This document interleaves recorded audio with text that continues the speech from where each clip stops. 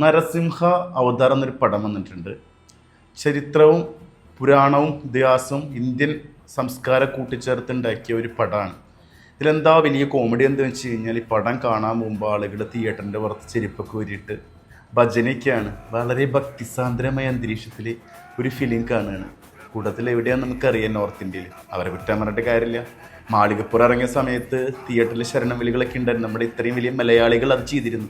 അത് കുറ്റം പറയേണ്ട കാര്യമൊന്നുമില്ല. വിശ്വാസം, നിർഭയത്വം, നീതിമാരെ സംരക്ഷിക്കുന്ന ദിവ്യാത്മാവ് ഈ സബ്ജക്റ്റിലൂടെയാണ് ഈ പടം കടന്നു പോകുന്നത്. നമ്മുടെ രാജചേട്ടനാണ് ഈ പടം നമ്മുടെ നാട്ടിലേക്ക് പ്രൊഡക്ഷൻ ചെയ്തിട്ടുള്ളത്. സാംസിയസ് ആണ് ഈ പടം മ്യൂസിക്. പടത്തിൽ ഗംഭീര ആനിമേഷനാണ്, അതുപോലെ VFS ആണ്. അത് കാണാൻ വേണ്ടി പടത്തിന് കയറാമെന്നാണ് പറഞ്ഞത്. രാജചേട്ടൻ്റെ ബുദ്ധിയുണ്ട്, ഈ വക സാധനങ്ങളെ കൂടുന്നു നന്നായിട്ട് അറിയപ്പോൾ മലയാളത്തിൽ. അപ്പോൾ എനിവേ ഈ പടം കാണാൻ പോകുമ്പോൾ ശ്രദ്ധിക്കുക, കേരളത്തിൽ ചെരുപ്പൂരി വയ്ക്കാനും അതുപോലെ തന്നെ ഭജന പടം നിൽക്കല്ലേ, നോർത്തിൽ എന്തായിക്കോട്ടെ.